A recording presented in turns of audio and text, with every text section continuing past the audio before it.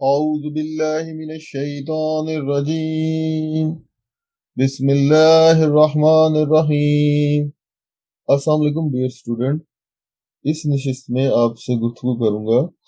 एक case law है supreme court of Pakistan का। साइटेशन है उसकी 1995 SCMR पेज नंबर 614, जो कि रिकवरी से जो आर्टिकल 103 है उसकी क्या कानूनी हैसियत है किसी रिकवरी के ऊपर, और the foundation of the accused, उसको हम देखेंगे। बहरहाल केस का टाइटल है मीर मोहम्मद, जो कि अपीलेंट थे, वर्सेस द स्टेट।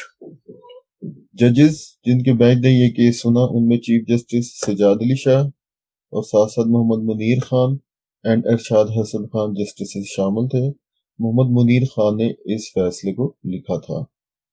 बेटा, ये एक क्रिमिनल अपील है नंबर 287 ऑफ 1992, जिसका फैसला किया गया था 31 जनवरी 1995 को, जिसमें एक क्रिमिनल पी नंबर 40 ऑफ 1991 थी बलूचिस्तान हाई कोर्ट का। उसका फैसला हुआ था 16 मार्च 1992 को, उसको चैलेंज किया गया था।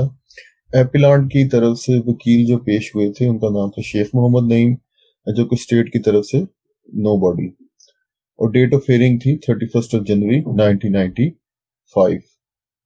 अब मोहम्मद मुनीर खान जस्टिस लिखते हैं कि जो अपील है, जिन वाकयात की बुनियाद के ऊपर ये अपील अब हमारे पास आई है, वो वाकयात ये हैं कि मीर मोहम्मद जो एपिलेंट इस केस में, उसको मुकदमा चलाया गया उसके ऊपर आर्म्स ऑर्डिनेंस 1965 के सेक्शन 13 के अंडर, और उन पर ये चार्ज लगाया गया कि उन्होंने एक गैर लाइसेंसी असला अपने पास रखा हुआ था। अदालत थी एडिशनल सेशन जज उस्ताद मोहम्मद की, जिन्होंने मुकदमे के कंक्लूजन पर उनको कन्विक्ट करार दे दिया था सेक्शन 13 ऑफ आर्म ऑर्डिनेंस 1965 के तहत, और सजा दी थी 1 ईयर रिगरस इम्प्रिजनमेंट, कैद बामुशक्कत, और फाइन ₹500। और अगर वो ये फाइन जमा नहीं कराते तो उन्हें 3 माह जो और थी कैद बामुशक्कत, उसका सामना करना पड़ना था। अदालत ने जब अपना फैसला दिया, एडिशनल सेशन जज ने, तो 382B of the code of criminal procedure का जो बेनिफिट था वो उन्हें दिया गया।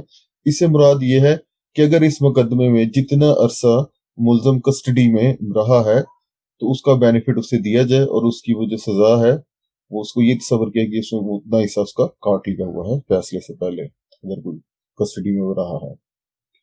एपिलाट ने अपील फाइल की। मीर मोहम्मद ने बलूचिस्तान हाई कोर्ट में 16 मार्च 1982 को उसको डिसमिस कर दिया। फिर भी वो गैर मुतमईन थे उस फैसले से, तो इस बुनियाद पर उन्होंने जो सुप्रीम कोर्ट है इसमें लीव टू अपील की पिटीशन फाइल की, जो कि कोर्ट ने अपने ऑर्डर डेटेड 14 नवंबर 1992 को उनको लीव टू अपील ग्रांट कर दी कि वो जो एविडेंस को दोबारा से उस पर निगाह डालने के लिए वो तैयार है, उसे रीप्रेस करने के लिए। पैराग्राफ 2 में जज साहब बयान करते हैं कि प्रोसिक्यूशन का केस ये है कि जो मीर मोहम्मद था उस पर एक मुकदमा था कत्ल का, जो कि वो मर्डर केस में हिरासत में था पुलिस में। उसी दौरान में उसी ने निशानदेही की पुलिस को। 16 दिसंबर 1986 को वो पुलिस पार्टी को अपने घर ले गया, और उसकी निशानदेही पर उसने एक गन आर्टिकल 1 से जिसका इजहार किया गया है, जो कि गैर लाइसेंसी थी, उसकी उसने बरामदगी करा दी। मुल्जम को जब चार्ज पढ़ के सुनाया गया तो उसने उसको इनकार कर दिया, और उस पर फिर मुकदमा, वो कहा कि उस पर मुकदमा चलाया जाए। नेक्स्ट बेटा, प्रोसिक्यूशन ने 3 विटनेसेस पेश किए थे। गवाह जो थे मोहम्मद रासन सब इंस्पेक्टर SHO थे, दीदार अली असिस्टेंट सब इंस्पेक्टर, और रहमतुल्ला हेड कांस्टेबल। कि ये जो रिकवरी हुई थी उसको साबित करने के लिए, तो जो मीर मोहम्मद एपलांट की तरफ की पोजेशन से ही ये थी, उन्होंने पूरा का पूरा ताउन किया प्रोसिक्यूशन केस को, उसको फुली सपोर्ट किया।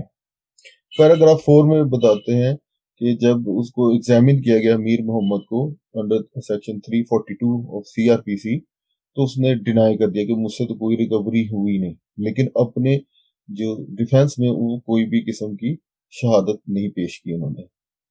5 नंबर अदालत अब बयान कर रही है कि हमारे सामने जो एपिलांट के लॉयर थे उन्होंने ये आर्गुमेंट पेश किए कि जो तीनों के विटनेस हैं जिनका ऊपर जिक्र किया है रिकवरी के, ये तीनों पुलिस ऑफिसर्स हैं। तो इसी बुनियाद के ऊपर पुलिस के कारिंदे होने के लिहाज से इंटरेस्टेड विटनेसेस हैं। इंटरेस्टेड इस लिहाज से क्योंकि केस का मुद्दई ही पुलिस है, पुलिस ने इस्तगासा फाइल किया तो पुलिस की हर मुमकिन कोशिश है कि वो इसको प्रूव हो सके या मुकदमा उनके हक में हो। साथ ही साथ उन्होंने बताया कि ये जो जिस एरिया में मुलजिम का घर था उधर के रिहायशी भी नहीं है, इस लिहाज से इन पे कोई भी किस्म से ये काबिल एतबार नहीं है। जो सेक्शन 103 सीआरपीसी है उसकी जो रिक्वायरमेंट है कि कोई भी रिकवरी जब किसी मुलजिम से की जाए तो उस इलाके के दो बाइज्जत लोगों का मौजूद होना जरूरी है, पुलिस ने उसको भी शामिल नहीं किया। तो जब 103 सीआरपीसी के सेक्शन की जब वायोलेशन की गई है तो इस लिहाज से जो रिकवरी ऑफ गन है वो गैर कानूनी डिक्लेयर करनी चाहिए या बन गई है। पैराग्राफ 6 में अदालत बयान करती है कि हमने जो एपिलांट के लॉयर हैं उनके जो हमारे सामने आर्गुमेंट्स पेश किए हैं उनको हमने गौर व फौज किया, उन्हें सुना, और लेकिन किसी तरह से भी हम कायल नहीं हो सके कि हम उनके साथ इत्तेफाक करें। जो 3 पुलिस के अहलकार हैं उनकी एपिलांट मीर मोहम्मद से कोई दुश्मनी नहीं है, उनकी जो उन्होंने अदालत में बयानात दिए हैं उनमें हमें कोई कमी कोई कमजोरी नहीं नजर आती। अब इनकी इस शहादत को इस बिना पे रिजेक्ट कर देना कि वो जो उन्होंने ऑफिस होल्ड किया हुआ है यानी कि जो नौकरी वो कर रहे हैं तो इसको भी हम रिजेक्ट नहीं कर सकते। पुलिस के अहलकार भी इतने ही अच्छे गवाह हो सकते हैं जितना कि और कोई और शहरी, और जो निचली अदालतें हैं उन्होंने उन पर पूरी तरह से उनको एतबार किया है। और ये मुकदमे में इस मुकदमे में एपिलांट खुद लेके गया था पुलिस को और उसी की निशानदेही के ऊपर गन की रिकवरी की गई थी। इस सिलसिले में ना तो कोई सर्च वारंट इशू किए गए थे मजिस्ट्रेट पे जिसके तहत वो घर की सर्च वारंट रिक्वायर्ड थी, और ना ही पुलिस ने पूरे घर की तलाशी ली थी। अब section 103 of code of criminal procedure को अगर पढ़ा जाए तो उससे सिंपल ये बात जाहिर होती है कि ये इसकी जो शिकें हैं सेक्शन 103 की वो उसी सूरत में अप्लाई होती है कि जब पुलिस किसी घर की तलाशी ले किसी भी चीज या आर्टिकल को डिस्कवर करने के लिए, और इस केस में नहीं होती कि जब मुल्जम खुद से निशानदेही करे या कोई ऐसी इतला दे जिसके नतीजे में कोई डिस्कवरी हो जाए। हाँ, जो डिस्कवरी और या रिकवरी होती है मुल्जम की निशानदेही के ऊपर तो आर्टिकल 40 ऑफ कानूनी शहादत ऑर्डर 1984 वो इस सिलसिले में रेलेवेंट है और ये एक काबिल हाल शहादत बन जाती है।